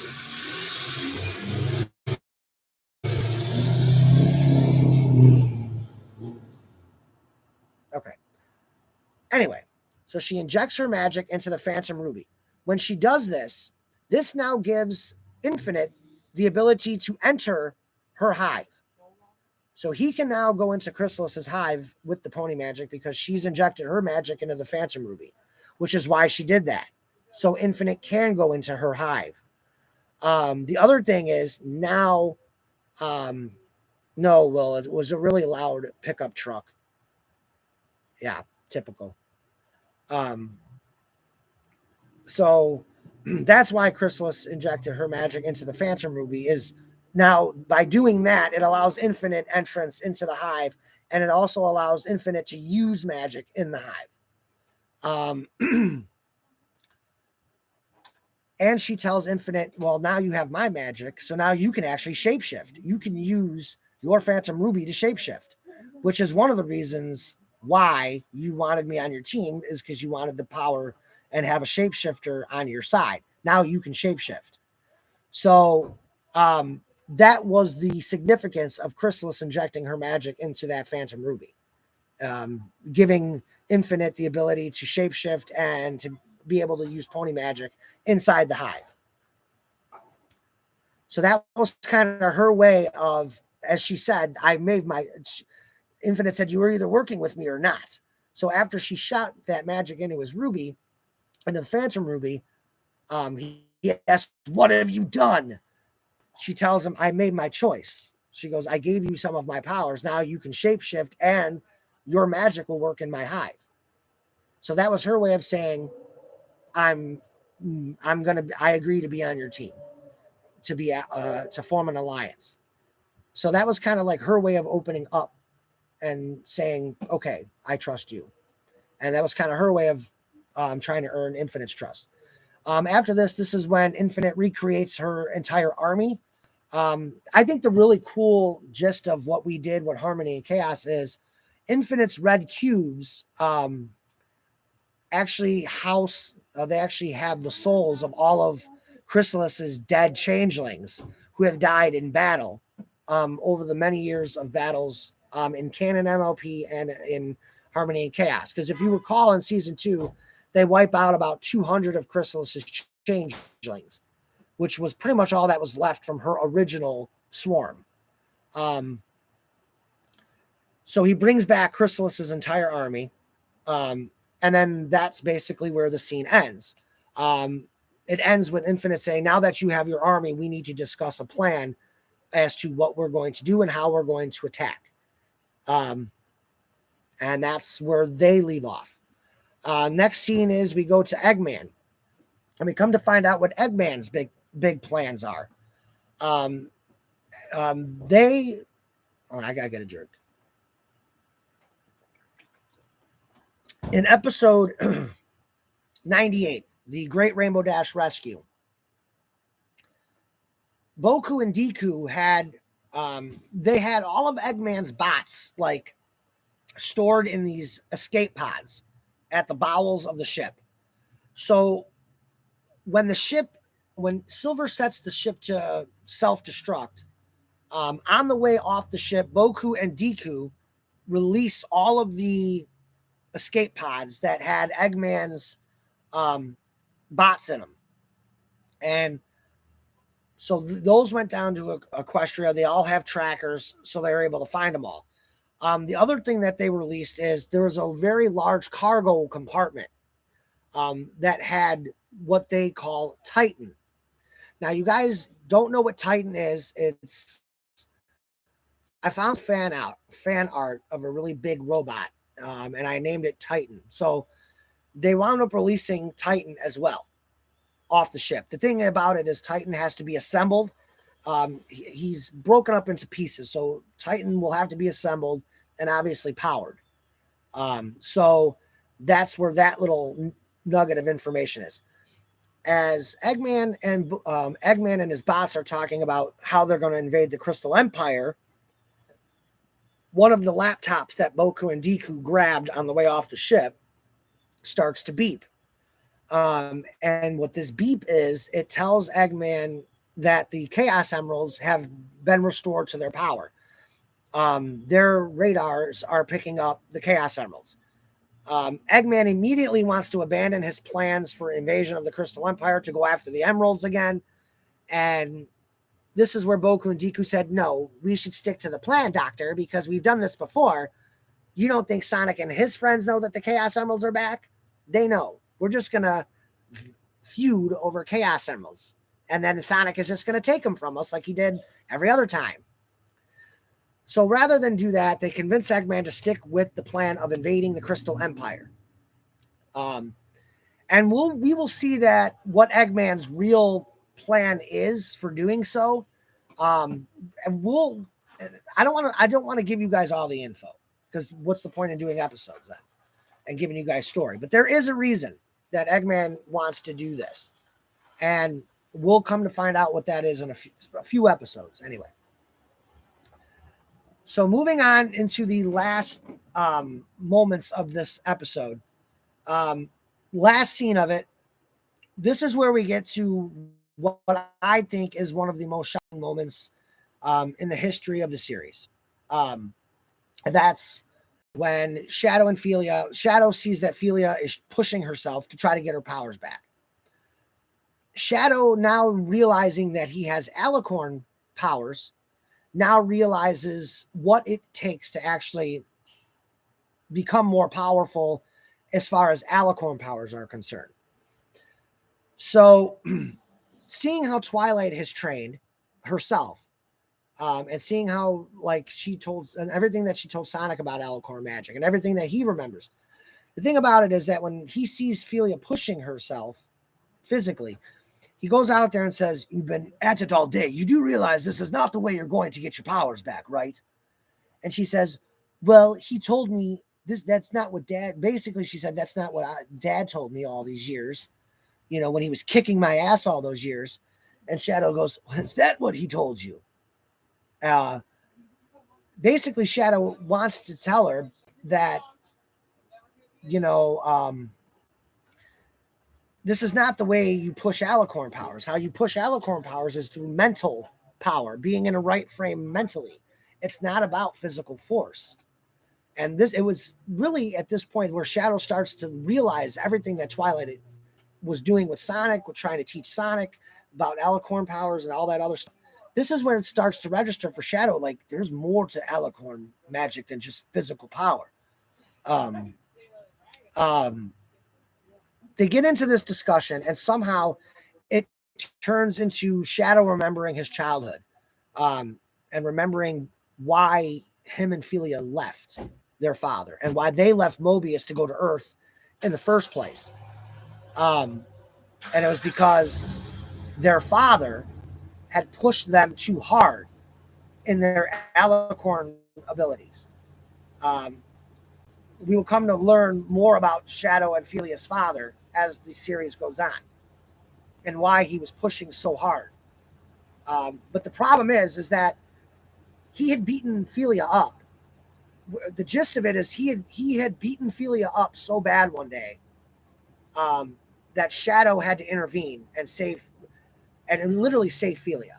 Not save her because I don't think their father wasn't going to kill her, but she had gotten beaten up so badly that Shadow interjected and said, "Enough of this." And both he and Felia wound up leaving Mobius just because of this. Shadow also, another shock of this scene. Shadow tells Felia, "He's here. You know that, right?" And Felia's like, "Well, what are you talking about?" "Our father. He's here." And she goes, "Well, how do you know?" And he goes, "The entire year I've been here, I've sensed him. I could feel him. And the reason I haven't, it's like he's been watching us from a distance. And the reason I've never really gone after him is because I swear I'm worried I would kill him for what he did to you." Um, so that was another really interesting part of this thing is the trauma that um, the beating that their father put on Felia one day was so bad trying to push the powers out of her that Shadow.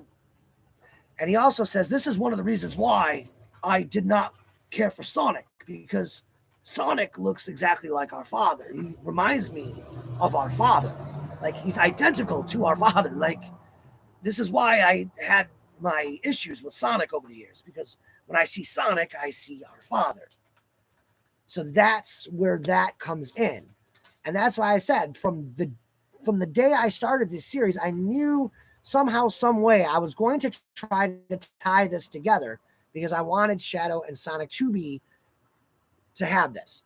So we come to find out, like, man, what is going on here? So as the scene continues, um, Shadow would ask his sister, "Have you?" He's like, "Look, you weren't here, but the stories that Sonic has told us about his father directly correlates with what we know about our father. Sonic is a blood type match. Sonic and I are blood type matches. You were not here for that. We had gotten into a battle, and it just wound up that Sonic was a blood type match. We found that out. There's no way all of these coincidences are just coincidences, Felia. Have you ever thought maybe that Sonic is our brother?" And the episode ends with Felia in shock, like, "Sonic? Our brother?" And literally, so that's the episode. The episode ends on that cliffhanger. And it's a big storyline moving forward for the rest of season 4. So that's why I said when we were um, watching the live premiere of this episode in the live chat, I said this episode changes Harmony and Chaos forever. It really does. And that's the end of it. That's the end of the episode, and that's why I said season 4 is going to cook. Season 4 is a season that's full, and I already know how and where I want to go. There's so much happening in season 4 that my original plan of Twilight having her baby is in jeopardy for the season. I don't know if I'm going to have enough time to get that in with everything that is now planned. Definitely the royal wedding is in jeopardy of being done here in season 4. There's just so much going on that it's going to be hard to squeeze all of this into one season. But I'm going to tell you right now, season 4 is going to cook. And this series changes forever with this season. So pretty much every episode, batten down the hatches and strap yourselves in, because you guys know I love to end with my cliffhangers, and I always love to shock you guys with those shock endings.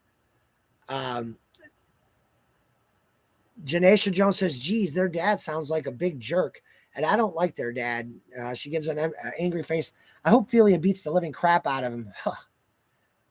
Solaria says, ha, or Asphelia, she says, ha, oh, you're funny. I'm severely traumatized. Elijah says, slips away in the kitchen. Janacia says, me patting Philia. You need a hug, Philia. And all that other stuff. Philia just being Philia. Well, guys, that's the episode in a nutshell. God, this live stream's been 2 hours long. I'm gonna go ahead and end the stream here, mainly because it's already 6 o'clock and I still have to cook dinner. And that's really it. I don't really know what else to talk about. You guys, I've gotten through most of the chat with what you guys were saying. You guys had some good questions throughout the chat, which is why I stopped throughout. You guys really did. You guys brought it today as far as your chat questions.